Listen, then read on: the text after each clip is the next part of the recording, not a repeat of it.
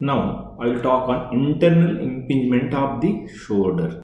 Internal impingement of the shoulder results from pathological contact between the margin of the posterior glenoid and the posterior rotator cuff tendons on the articular surface of the glenohumeral joint. It typically affects overweight athletes, including pitchers, those engaged in racket sports, swimmers, and volleyball players, when the arm is in full external rotation and abduction of at least 90 degrees. Pain from the internal impingement occurs secondary to compression of the supraspinatus and infraspinatus tendons by posteriorly rotated greater tuberosity against the posterior superior portion of the glenoid.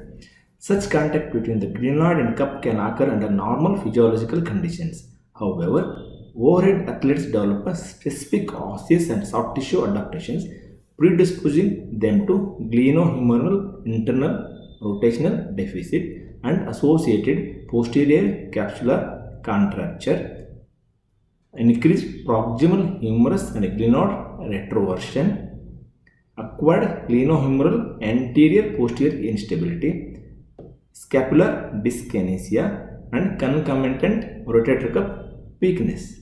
Coming to the diagnosis, an adequate physical exam, including evaluation of the cervical spine, is essential to making the diagnosis. Special attention should be paid to internal and external rotation bilaterally. Lack of internal rotation and excessive external rotation at 90 degree compared to the contralateral shoulder is an adaptation in many overhead athletes, not always considered pathological. Anterior and posterior load shift tests and jobs relocation test can aid in diagnosis, but distinguishing between the physiological laxity and pathological microinstability can be challenging even for experienced surgeons. Posterior impingement sign is elicited with the patient supine and affected arm in 90 to 100 degree abduction, maximal external rotation, and 10 degree forward flexion. This will be positive in internal impingement of the shoulder. The throwing athletes with the internal impingement demonstrated significantly greater glenohumeral internal rotation deficit and posterior shoulder tightness compared with the control subjects. No significant difference were observed in external rotation gain between groups.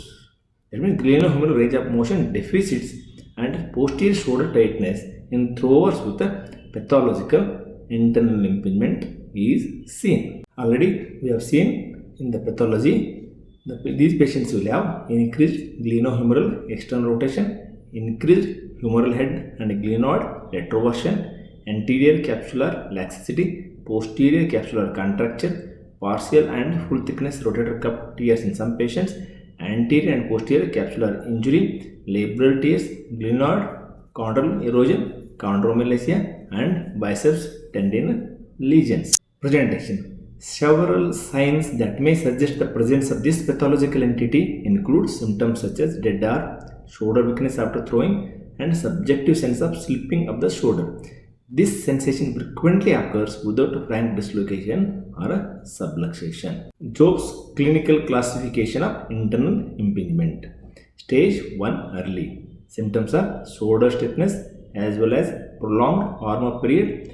Discomfort in throwers occurs in the late cocking and early acceleration phases of throwing.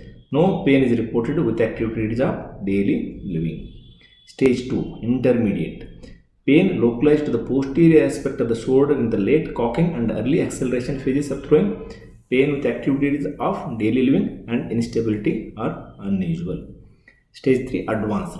Similar to those in stage 2. That means they will have a pain with the activities of daily living and refractory to non-operative treatment modalities. Coming to the investigations, X-ray and axillary view radiograph may reveal a Bennett lesion.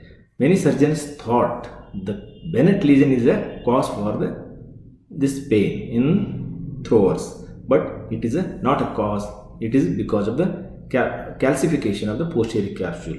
It is an extra-articular ossification of the posterior capsule that occurs secondary to chronic strain on a pathologically tight posterior capsule in patients. Magnetic resonance imaging. Advanced imaging can further evaluate suspected pathologies such as rotator cuff and labral injury.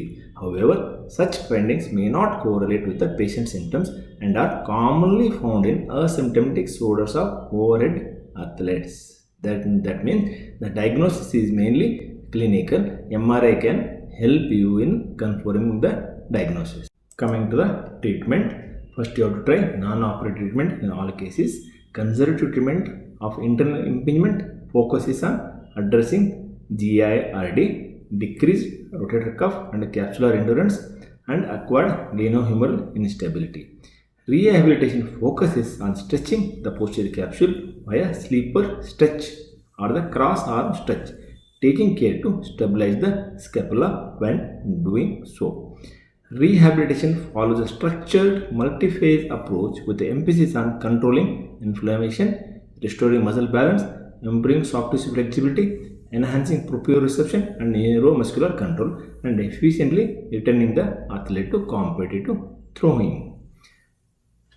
You can try local steroid injection to Bennett lesion, but the stretching and strengthening of the dynamic shoulders, stretching of the posterior capsule and strengthening of the dynamic shoulder muscles is very important.